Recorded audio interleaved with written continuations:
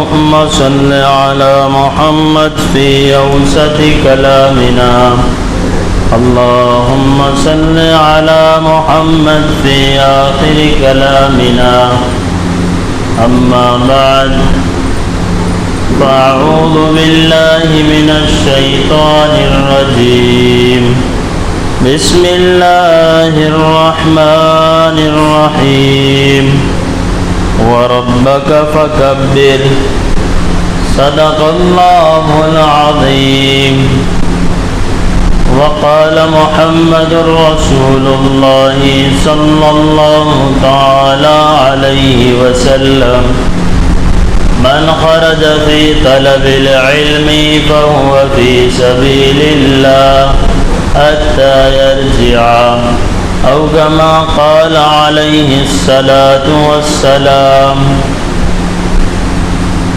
ہمارا نماز کے فرائض کا بیان چل رہا تھا اور نمبر 7 شرط ہے نیت کرنا۔ جو نماز آپ پڑھ رہے ہیں اس نماز کی نیت کرنا لازم اور ضروری ہے، یہ نمبر 7 ہے۔ جو نماز کے شرائط میں سے لازم اور ضروری ہے، اس لیے کہ فرض نماز بغیر نیت کے اگر کوئی پڑھے گا تو اس کی نماز ادا نہیں ہوگی۔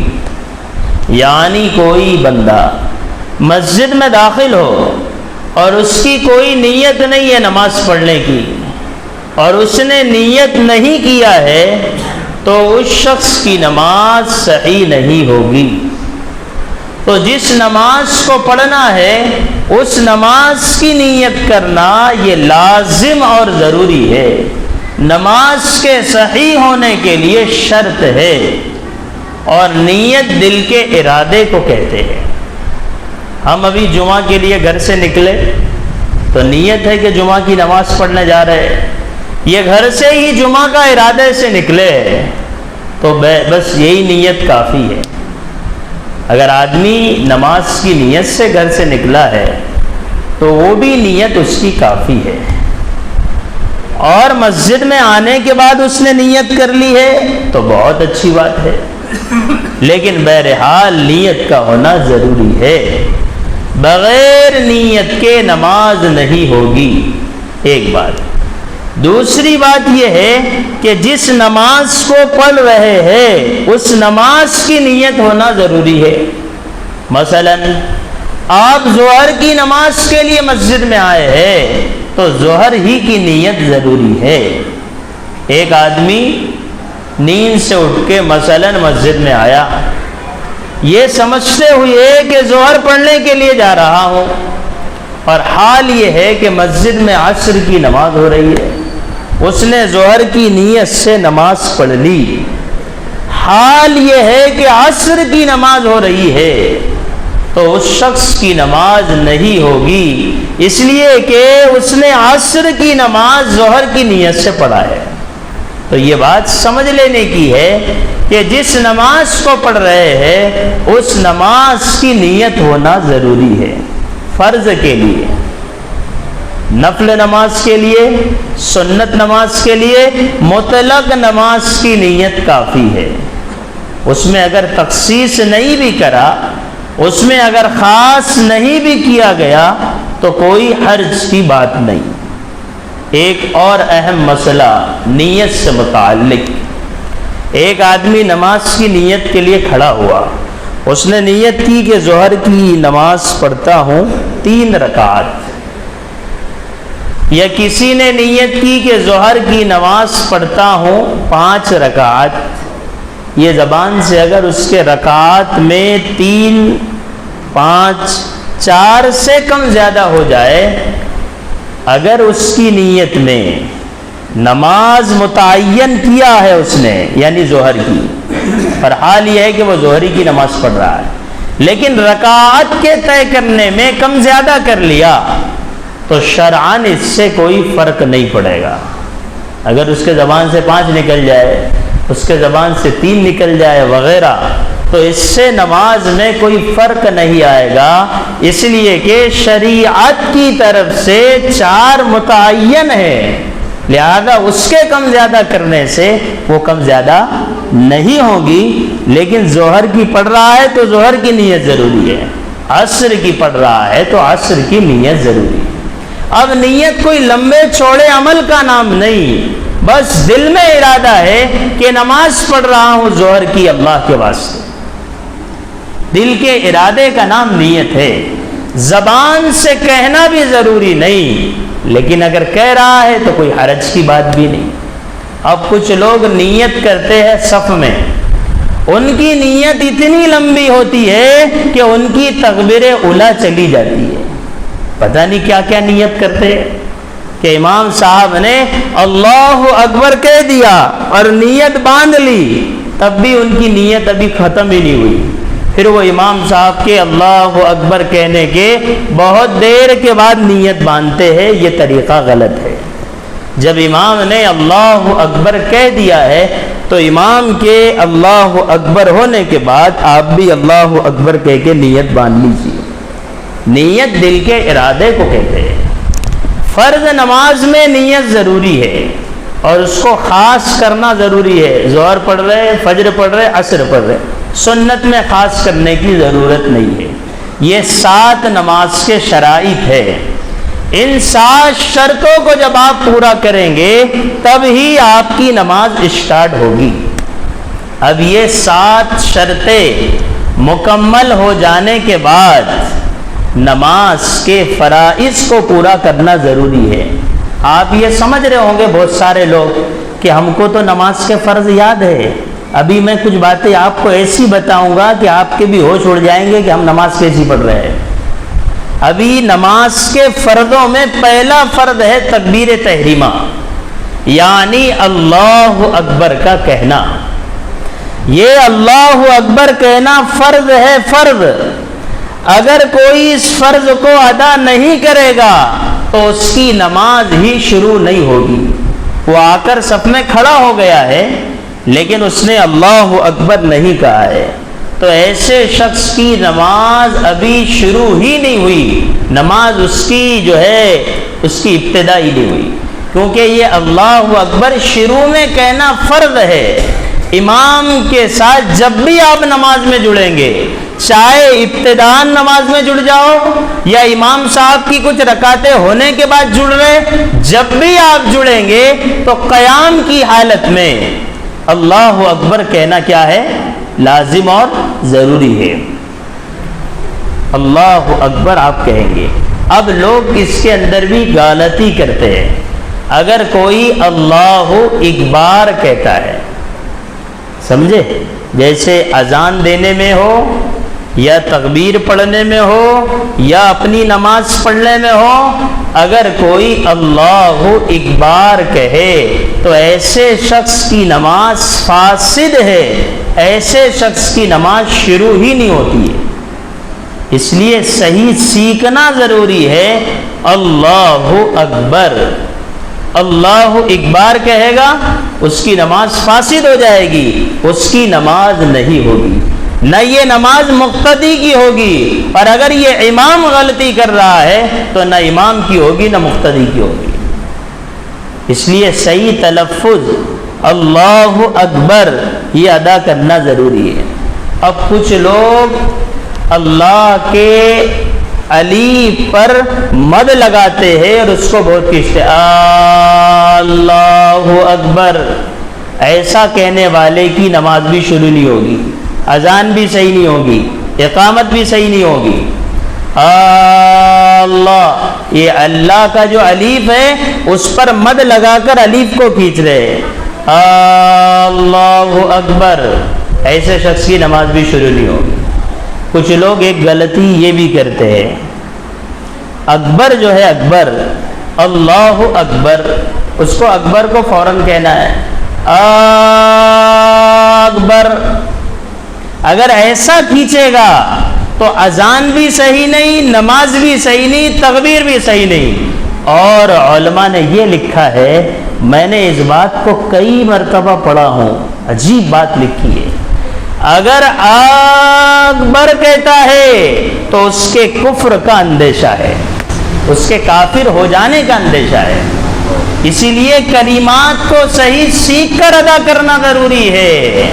اسی لیے دین کا ایک ایک عمل سیکھا جاتا ہے، پیدائش سے لے کر موت تک کہ کرنے کے جتنے کام ہیں وہ سارے کے سارے کاموں کو قرآن و سنت کی روشنی میں سیکھ کر کرنا ضروری ہے۔ تو جب نماز شروع کرے تو اللہ اکبر کہے، تلفظ کو صحیح کرے، امام سے، کسی عالم و مفتی سے اپنے کلمات کو درست کرے۔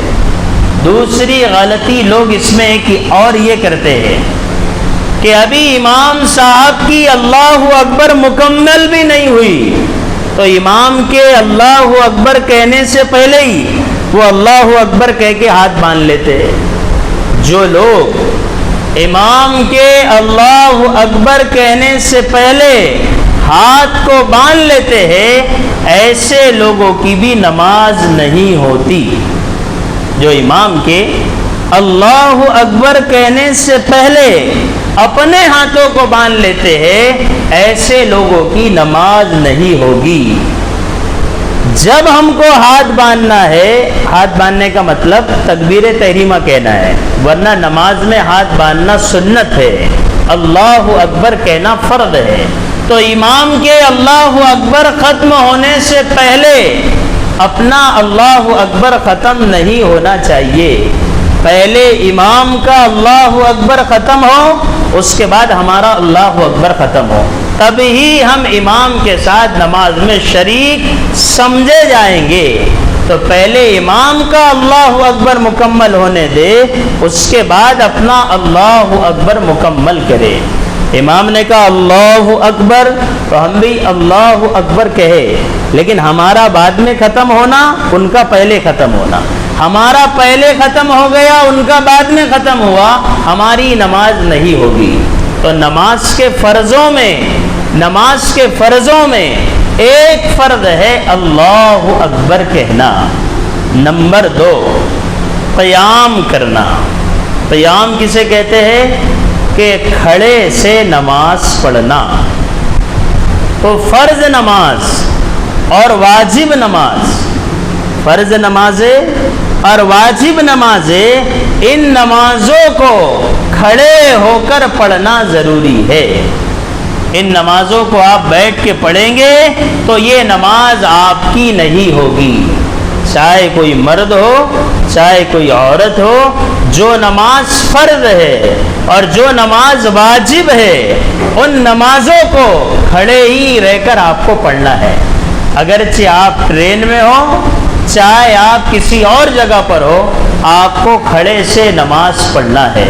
یہ فرض ہے جس کا اللہ نے قرآن میں ذکر کیا ہے۔ اللہ فرماتے قوموا للہ قانتین، اللہ کے لیے کھڑے ہو جاؤ، فرمانبرداری کرو کھڑے رہتے۔ تو جو لوگ معذور ہیں، جو بیمار ہیں، جو کھڑے نہیں رہ سکتے، ان کے لیے گنجائش ہے بیٹھنے کی، ان کے لیے کاہے کی گنجائش ہے؟ بیٹھنے کی۔ لیکن گنجائش اس کے لیے ہے جس کے لیے نماز میں کھڑے رہنے کی طاقت نہ ہو، کہ نماز میں اب کھڑے نہیں رہ سکتے، تو ایسے لوگ ہی بیٹھ کر نماز پڑھ سکتے۔ اب ان بیٹھنے والوں کے لیے نمبر اول یہ ضروری ہے کہ وہ زمین پر بیٹھ کے نماز پڑھے، کرسی پر نماز نہ پڑھے۔ کہاں بیٹھ کے نماز پڑھے؟ زمین پر بیٹھ کے نماز پڑھے، کرسی پر بیٹھ کے نماز نہ پڑھے۔ اگر زمین پر بیٹھنے کی طاقت ہے تو کہاں بیٹھ کے نماز پڑھے؟ زمین پر۔ اس لیے کہ جب زمین پر بیٹھ کر صف میں بیٹھ کے نماز پڑھیں گے تو رکوع بھی ہو سکے گا صحیح طریقے سے اور سجدہ بھی صحیح طریقے سے ہو سکے گا۔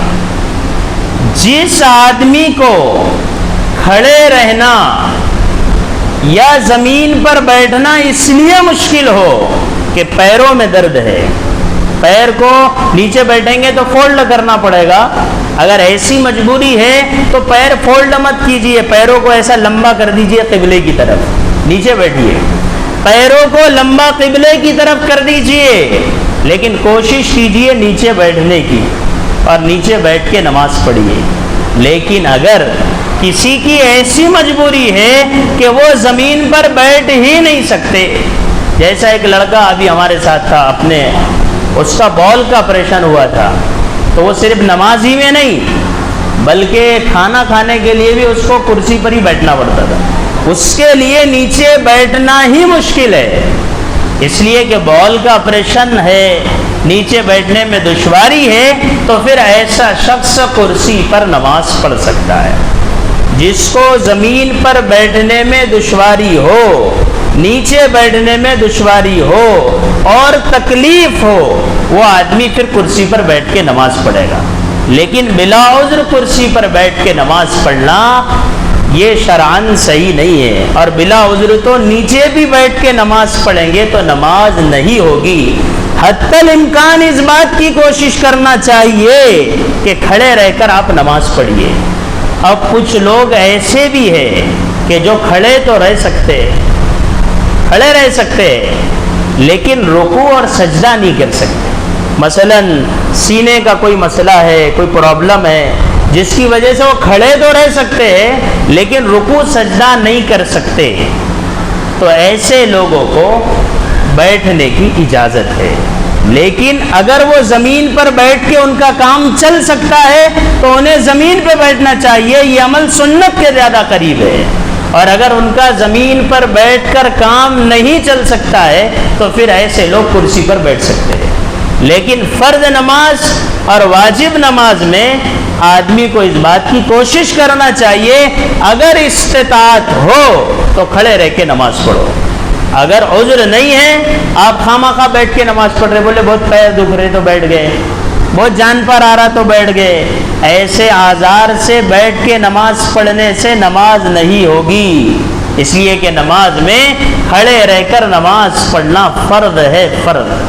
تو یہ نماز کا دوسرا فرض ہے، پہلا اللہ اکبر، دوسرا قیام کرنا، تیسرا فرض ہے قرات کرنا۔ یہ جو نفل نماز ہے اور سنت نماز ہے، یہ اگر کوئی بیٹھ کے پڑھے تو پڑھ سکتا ہے۔ فرض نماز اور سنت نماز بلا کسی عذر کے، کہ عذر کچھ نہیں ہے، خامخواہ بیٹھ کے پڑھ رہے ہیں، تو سنت اور نفل نماز آپ بیٹھ کے پڑھنا چاہے تو پڑھ سکتے ہیں، لیکن آپ کا نقصان ہے۔ اس میں نقصان کیا ہے؟ اگر آپ کو کھڑے رہ کر نماز پڑھنے پر 1000 نیکیاں مل رہی ہے تو بیٹھ کے نماز پڑھنے پر 500 ملے گی، اس میں ثواب آدھا ہو جاتا ہے۔ لیکن میں آپ کو خوشی کی بات بتاتا ہوں، ان لوگوں کو جن کے بدن میں اللہ نے طاقت رکھا ہے، اگر وہ آج جوانی میں کھڑے ہو کر نماز پڑھیں گے، آج اللہ نے انہیں صحت دیا ہے اور صحت کے زمانے میں وہ کھڑے رہ کر نماز پڑھتے ہیں، لیکن اب عمر زیادہ ہو گئی، کھڑے رہنا جان پر آتا ہے، تھک جاتے ہیں، ایسے لوگ سنت اور نفل نماز بیٹھ کے پڑھیں گے تو بھی اللہ فرشتوں سے کہیں گے انہیں پورا پورا ثواب دیجئے، اس لیے کہ یہ اپنے صحت کے زمانے میں کھڑے رہ کے نماز پڑھتا تھا۔ لیکن عشاء کے بعد جو 2 رکعت نفل رہتی ہے، حضور علیہ السلام اپنے زندگی کے آخری زمانے میں عشاء کے نماز کے بعد کی 2 رکعت نفل وہ آپ بیٹھ کے پڑھتے تھے۔ تو کبھی کبھی یہ آدمی اس کو بیٹھ کے پڑھے اس نیت سے کہ حضور بیٹھتے تھے اس لیے میں بیٹھ رہا ہوں، میرا معمول یہ میں اس کو بیٹھ کے پڑھتا ہوں، اس وجہ سے کہ حضور صلی اللہ علیہ وسلم نے بیٹھ کے پڑھی ہے لہذا ہم بھی بیٹھ کے پڑھے۔ اس کے علاوہ دوسری جو سنت نفل ہے اس کو کھڑے رہ کر پڑھنا چاہیے۔ بہرحال نماز کا تیسرا فرض ہے قرات کرنا۔ قرات کرنا یعنی قرآن کی تلاوت کرنا، یہ نماز میں تیسرا فرض ہے۔ جب آپ امام صاحب کے پیچھے نماز پڑھیں گے تو آپ کو کام بہت کم ہے، اللہ اکبر کہہ کے ہاتھ باندھنا ہے اور ثنا پڑھنا ہے، بس اس کے علاوہ کچھ بھی نہیں پڑھنا ہے، ثنا پڑھ کے خاموش رہنا ہے۔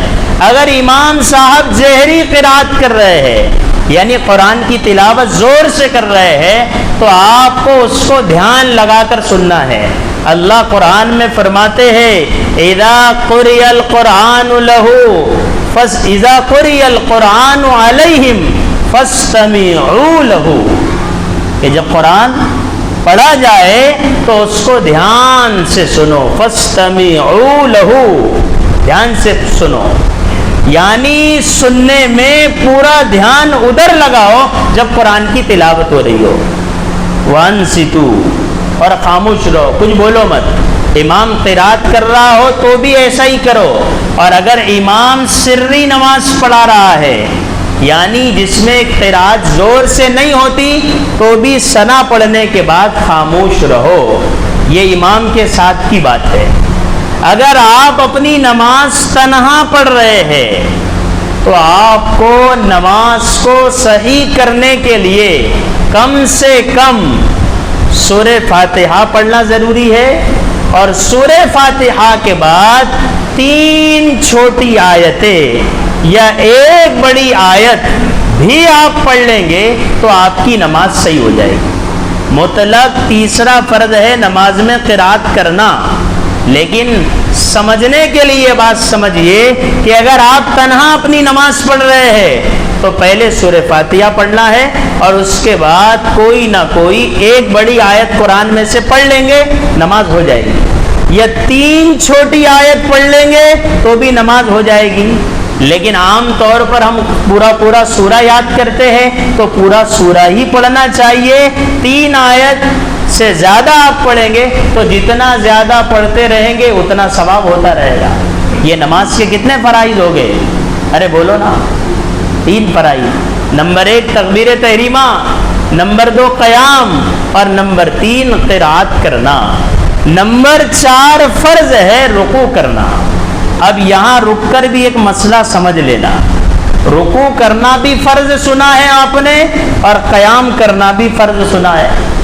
اب ہم کو بہت جلدی رہتی ہے، خوشی رہتی ہے، کیونکہ نماز سے محبت ہی اٹھتی ہے، اتنی محبت ہے نماز سے کہ رکعت نہ چھوٹے، تو امام صاحب جب رکوع میں رہتے نا تو اپن اسپیڈ سے آگے بڑھتے ہیں تاکہ اپنے کو رکعت مل جانا چاہیے۔ اب امام صاحب ہے رکوع میں اور آپ آئے صف میں، اور آپ نے صف میں آ کر کہا اللہ، اتنا بولے کھڑے سے اور اکبر بولے نیچے جا کر، تو آپ کی نماز ہی نہیں ہوگی، اس لیے کہ لفظ اللہ اکبر کا کہنا یہ قیام کی حالت میں فرض ہے، کھڑے کھڑے اللہ اکبر کہنا فرض ہے۔ پہلے آپ کھڑے کھڑے اللہ اکبر کہیے، جب اللہ اکبر مکمل ہو جائے تو پھر آپ رکوع میں جا سکتے ہیں۔ لیکن ہم غلطی کیا کرتے، ہم اللہ اکبر بولتے بھی نہیں ڈھنگ سے، ڈائریکٹ رکوع میں۔ اب ڈائریکٹ رکوع میں گئے تو نماز ہی شروع نہیں ہوئی، اس لیے کہ نماز تو اللہ اکبر سے شروع ہوتی ہے، تو پہلے اللہ اکبر کہے کھڑے کھڑے اور اس کے بعد رکوع میں جائے۔ اگر اس حال میں ہم رکوع میں گئے ہیں تو ہم کو رکعت مل جائے گی۔ حضور نے فرمایا من ادرک الرکوع فقد ادرک الصلاۃ، جس کو رکوع مل گیا اس کو رکعت مل گئی۔ یہ جو امام صاحب نے اتنی قرات کی ہے وہ ہماری چھوٹ گئی تو بھی ہم کو رکعت مل گئی، لیکن کب ملی؟ جب ہم نے کھڑے رہنے کی حالت میں اللہ اکبر کہا ہو اور اس کے بعد رکوع میں گئے ہو۔ اگر ہم رکوع میں امام سے مل گئے، چاہے آپ نے رکوع کی حالت میں جانے کے بعد 3 مرتبہ سبحان ربی العظیم نہ بھی پڑھا ہو، لیکن اللہ اکبر کھڑے کھڑے بولے تھے، پھر رکوع میں گئے اور امام صاحب آپ کو رکوع میں مل گئے، تو آپ کی نماز، وہ رکعت آپ کی صحیح ہو جائے گی۔ اس کے آگے کے جو مسائل ہیں وہ انشاءاللہ اس کے بعد بیان کیے جائیں گے۔ یہ نماز کے اہم مسائل میں آپ کو بیان کر رہا ہوں، لیکن ہماری وہی چال، کوئی 15 پہ آ رہا ہے، کوئی 10 پہ آ رہا ہے، کوئی 20 پہ آ رہا ہے، کوئی 25 پہ آ رہا ہے۔ میرے بھائیوں، ایک دن تو اللہ کے لیے فارغ کرو، جمعہ کا دن، دین کی بات سمجھنے، دین سننے کے لیے۔ اللہ تعالیٰ مجھے آپ کو سمجھنے کی توفیق عطا فرمائے۔ ایک اہم بات یہ بتانی ہے کہ ابھی محرم کا مہینہ شروع ہونے والا ہے، محرم کے مہینے کی تفصیل میں بیان کرنے والا تھا، لیکن یہ پھر ادھورے چھوٹ جاتے تھے، تو میں نے سوچا پہلے اسے مکمل کر لیتے، پھر محرم کے سلسلے میں گفتگو کریں گے۔ لیکن محرم کے سلسلے میں بہت ساری خرافات اللہ کے فضل و کرم سے، آپ لوگوں کی محنت سے بہت ساری خرافات ہمارے بستی میں نہیں ہوتی، اللہ کا فضل ہے، یہ اللہ کا انعام ہے۔ ہمارے بزرگ جو لوگ دنیا سے چلے گئے ان کی محنت ہے، لیکن ہمارے اطراف و اکناف میں کچھ برائی کے کام ہوتے ہیں۔ اب ہم ان برائی کے کاموں میں شریک ہونے سے پرہیز کریں۔ اگر ہم وہاں جا کر کھڑے ہی رہیں گے تو جو لوگ وہ گناہ کر رہے ہیں وہ گناہ میں آپ بھی شریک رہیں گے۔ میرے بھائیوں، یہ بات میری نہیں ہے، یہ بات میرے آپ کے نبی کی ہے۔ حضور نے فرمایا من کثر سواد قوم فہو منہم، جو برائی کے مجمع میں اضافہ کرے گا وہ انہی میں سے ہو جائے گا، جو بھلائی کے مجمع میں اضافہ کرے گا انہی میں سے ہو جائے گا۔ بھلے کاموں میں آپ کھڑے رہیں گے، آپ نے کچھ بھی نہیں کیا تو بھی آپ کو ثواب ملے گا، لیکن برے کام میں اگر ہم جا کر کھڑے بھی رہ جائیں گے تو ہمیں گناہ ملے گا۔ اس لیے ہم اس سے خود تو پرہیز کریں ہی، اور اللہ کی ذات سے امید ہے کہ ہم پرہیز کریں گے ہی، لیکن دوسروں کو بھی برائی کے، جہاں پر سنگیت ہو رہا ہو، برا کام ہو رہا ہو، وہاں جانے سے روکنا چاہیے۔ اللہ مجھے آپ کو سمجھ کے عمل کرنے کی توفیق دے۔